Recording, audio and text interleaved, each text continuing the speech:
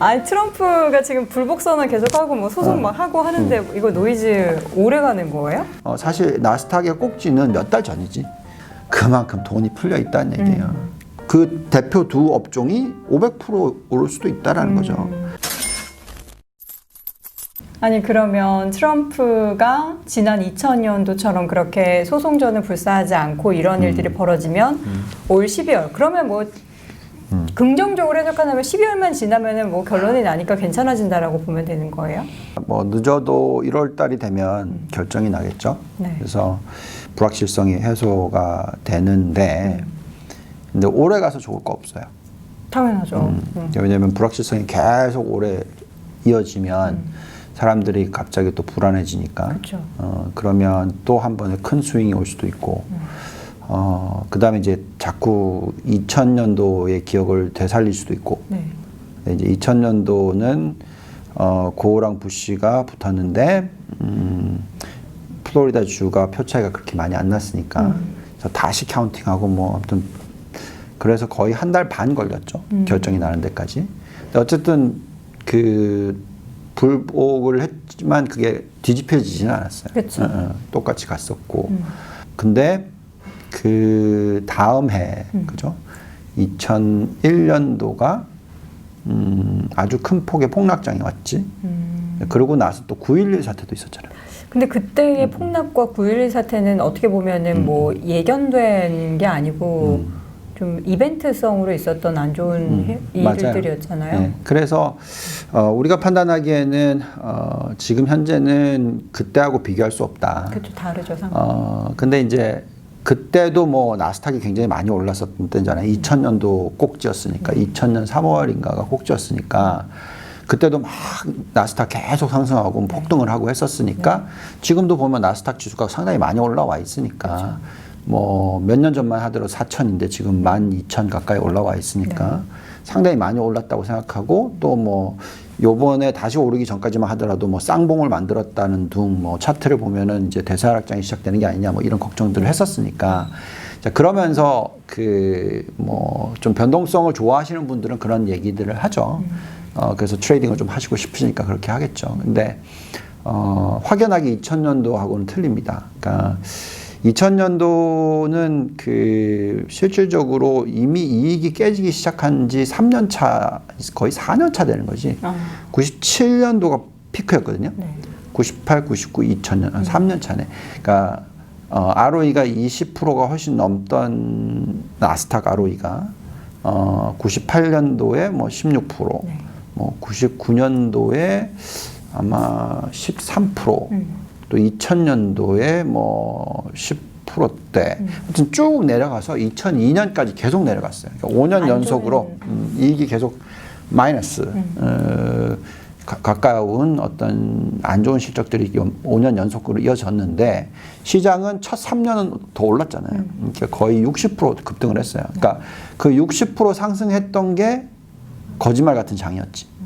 왜냐면 아시아 금융위기가 97년, 98년에 터지면서 엄청난 유동성이 그때부터 부여됐고 글로벌 시장에 그 유동성을 가지고 98, 99, 2000년들 끌어올려 버렸으니까 펀더멘탈하고 상관없이 그러고 나니까 결국 이제 미국이 큰 크래시가 왔던 거고 폭락장이 왔는데 그거하고 지금하고 비교해 보면은 ROE는 계속 올라가고 있는 추세. 심지어 올해가 코로나19 사태가 터졌는데도 불구하고 물론 모든 기업들이나 모든 인덱스가 다 ROE가 올라가는 건 아니고요. 올해 뭐 S&P 개념으로는 뭐 마이너스 20%대 나오니까 이익이 근데 나스닥은 플러스. 그러니까 계속적으로 ROE가 높게 유지가 되는 거죠. 그리고 내년으로 들여다보면 또 두 자릿수의 이익 증가율이 S&P, 나스닥, 다우존스 심지어는 러셀 2000까지 다 이익 증가율이 내년에 뭐 10% 이상이다. 그러면 이거는 펀더멘털이 좋아지고 있는데 시장이 못 움직였으니까 오히려 반대로 시장이 못 움직였던 걸 갖다 땡기기 시작하겠죠. 그래서 제가 판단하기에는 2021년에 글로벌 증시, 미국 시장과 한국 시장 둘 다 상당히 좋은 해가 될 수 있다. 예, 그렇게 지금 판단하는 거죠. 단기적으로 그러니까 뭐 불복에 대한 불확실성이 있기는 하지만 기본 시장의 기업의 펀더멘털적인 측면에서 보면은 당연히 더 좋을 수밖에 없는 시장이다. 근데 진짜 이번에 그래서 그런 건지 그런 거를 믿고 그런 건지 바이든이 되든 트럼프가 되든 어쨌든 시장은 좀 좋은 흐름으로 연출이 되는 걸로도 예상을 했었고 실제로 사실 처음에는 의외의 선전으로 트럼프 쪽에 표가 많이 나왔을 때도 시장이 뭐 이렇게 많이 흔들리거나 그러지도 않았어요. 그렇죠. 네.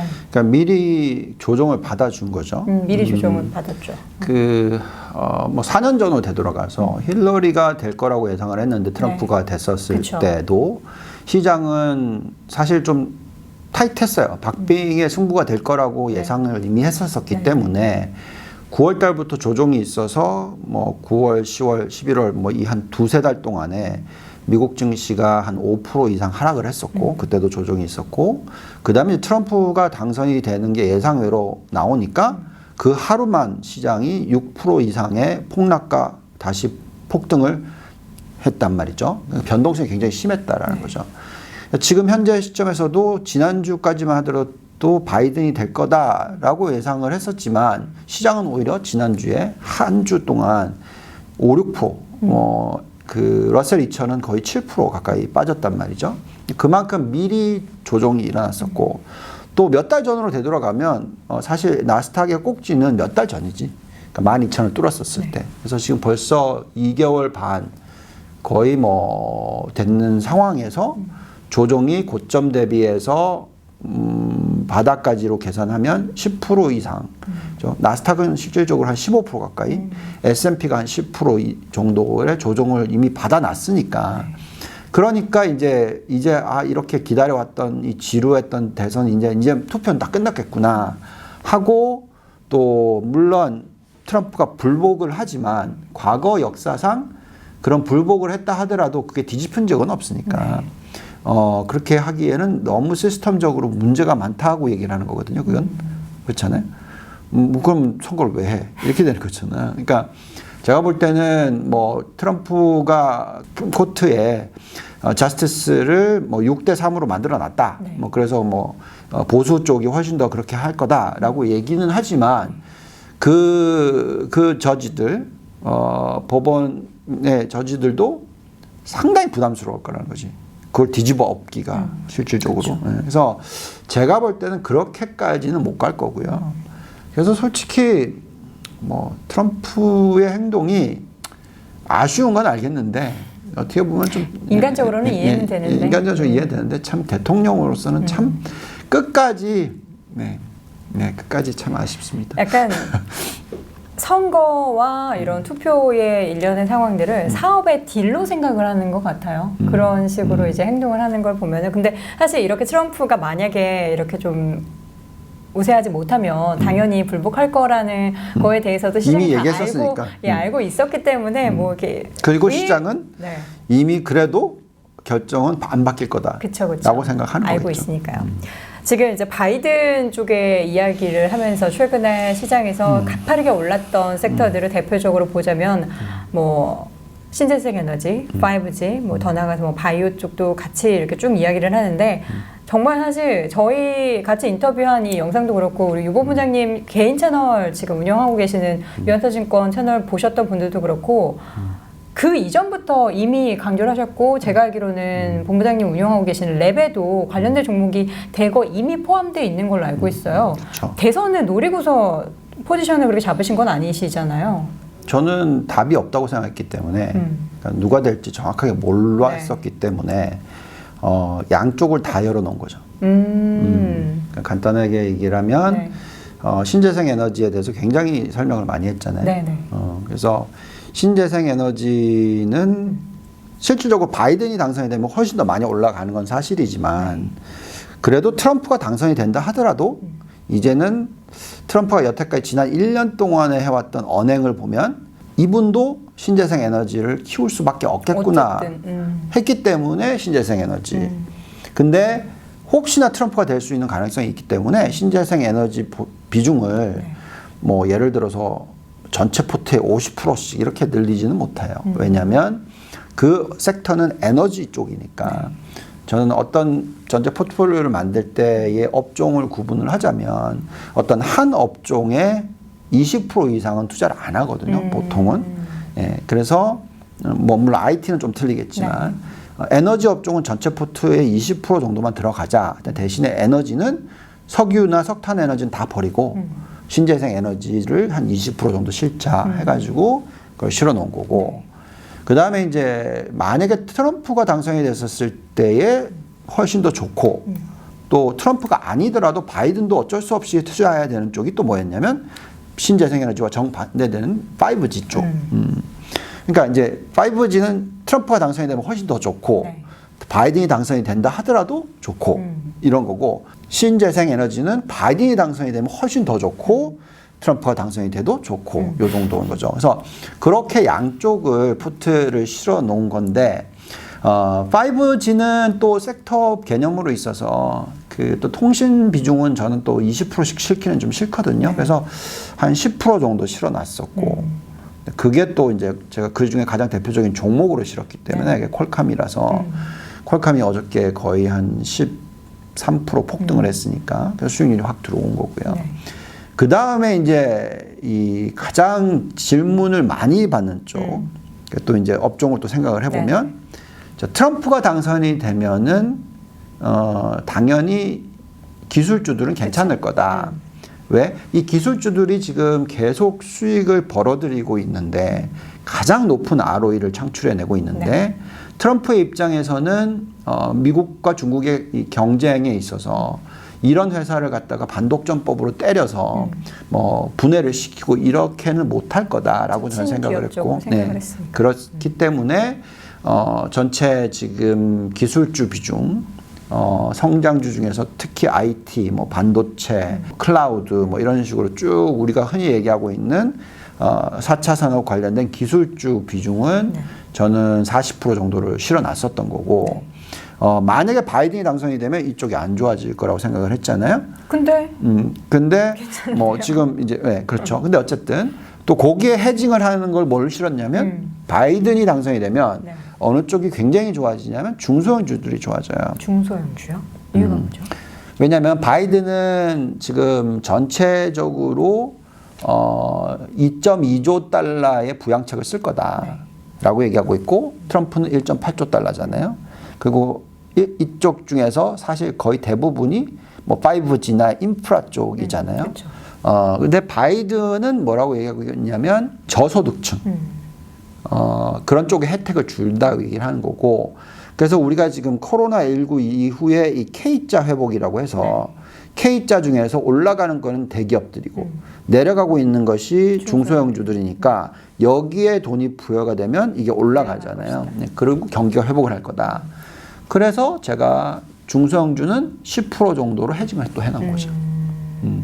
근데 럭키하게 그냥 다 같이 올라가. 그러니까요. 이게 뭐 너도 나도 할 것 없이 바이든이 당선이 되면 안 좋을 것이다 라고 생각했었던 기술 섹터가 오히려 더 눌려서 그런 건지 더 좀 폭발적으로 상승하더라고요. 그렇죠. 오히려 이 가장 최악의 시나리오라고 얘기했던 바이든 당선, 상원은 공화당, 뭐 하원은 민주당 이러면은 이제 아무런 결정도 못 일어난다. 그러고 시장이 빠졌어야 되는데 그게 아니라 오히려 법인세 못 올릴 거다. 그러면서 기술주가 올라주면서 또 시장이 올라가는 거죠. 그게 무슨 얘기냐면 이거는 그만큼 돈이 풀려 있다는 얘기예요. 오르고 싶은 욕구가 정말로 많다는 거고 어디에 뭘 넣어야 될지 잘 모르는 상황에서는 이제 어떤 불확실성이 지나가고 나면 거기에 그냥 불을 땡기는 거죠. 그래서 제가 판단하기에는 이번에 2021년이 사실 닷컴 버블이 일어났던 98, 99, 2000년 이 한 18개월 정도가 일어날 수도 있다. 2021년.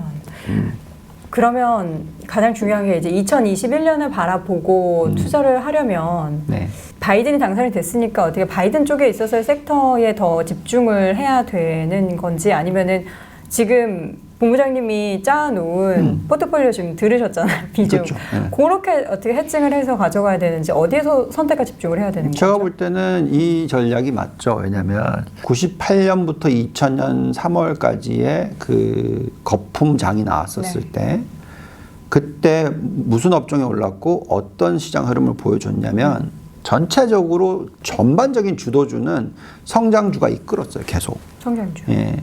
특히 그때는 반도체와 바이오 업종이 이끌었어요. 그 짧은 기간, 그 18개월 동안에 S&P는 한 70% 올랐는데 나스닥은 200% 넘게 올랐고, 예. 그 다음에 나스닥 100은 거의 300% 올랐고, 그 안에 그 특히 반도체와 바이오는 550% 올랐단 말이죠. 그러니까 거의 S&P 오른 거에 9배가 이 집중된 인더스트리가 올랐단 말이죠. 그러면 이제 제가 얘기를 할 때 지금 현재 가장 대표적인 성장주가 뭐냐라고 얘기했을 때 신재생 에너지와 5G다. 그럼 이 두 업종은 바닥 대비해서 그 18개월 동안 상승, 이미 벌써 6개월 상승했다 치고 앞으로 한 1년 더 올라간다고 치면 그 1년 동안에 그 대표 두 업종이 500% 오를 수도 있다라는 거죠. 근데 지금 보면 태양광이나 신재생 에너지는 한 250% 정도 올랐어요. 그 짧은 6개월 동안에. 뭐 6개월이 아니라 지난 1년으로 칩시다.